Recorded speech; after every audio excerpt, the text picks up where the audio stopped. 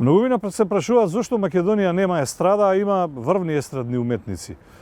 Сите велат во Македонија треба да ти биде страв и да запееш и да заиграш ако доаѓаш од надвор, а сите кога ќе дојдат од надвор го собираат кајмакот и си одат, а ние остануваме со прстот во уста, ако воопшто и прстот ни остана на крај.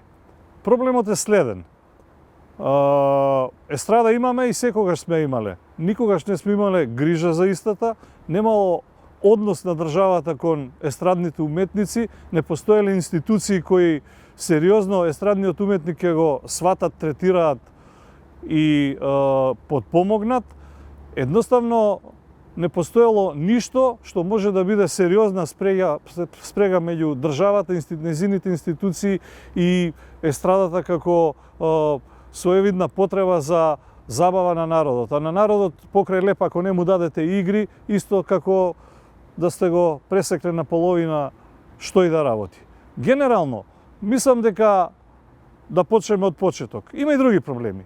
Поданичкиот дух и третманот на се што она доаѓа од надвор дека е подобро од нашето, веројатно е само последицата, а не причината. Иако го има, па со текот на годините станува и причина.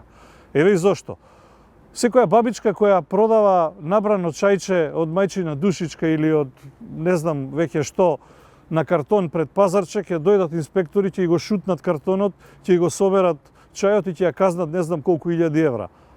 А илјадници евра секоја недела, секој викенд, со години наназад, последниве 3 децении од како сме суверена, самостојна, независна држава, и тоа евра од по 10, 20, 30, 50 илјади, платени на рака во джеп, излегуваат од државата. И кога ги соберете во сите овие години, во прашање се не еден, не десетици, туку стотици милиони. Ниту УЈП се запрашал зошто некој си оди со кешот во рака и не плаќа данок, ниту пак царината некого запрела да го провери во гепекот или во чантата дали има 10, 20, 30, 50, 100 илјади евра, ниту пак државата ја боли увоз за сето тоа што се случува. Важно да е весело, а весело е за сите, осем за нас. И кога ќе помине веселбата, пак остануваме со истиот тој прз во уста, особено домашните естрадни уметници. Цел живот имаме Министерство за култура, а немаме ниту една врата, ниту една канцеларија, ниту еден департмент за естрада. Ни двајца луѓе не ставија кои ја разбираат работата, ја разбираат материјата, па ќе бидат спрегата меѓу естрадните уметници и меѓу државата. Од друга страна, македонските естрадни уметници се ке некој ќе рече субвенционирани, па ете државата помага, па дава, па да, ги дава трошките. Ама кајмакот го собира некој друг.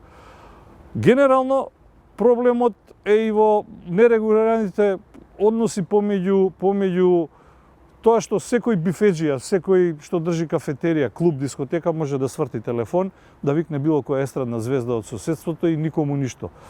Баш во соседството и не е така, заради тоа што кога ќе отидеш еднаш, ќе ти биде прв и последен пат ако не играш по нивните правила, државни или оние на локалните бандити. Овде ниту едното, ниту другото не функционира. За жал или за среќа, ама така е.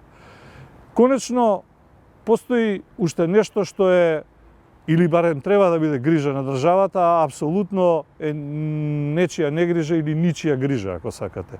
Медиумите. Како сакате да имате естрада и естрадни звезди, ако во прайм тајмот, меѓу 18, 18:30 и 23:30 имате само турски серии и дебатни емисии.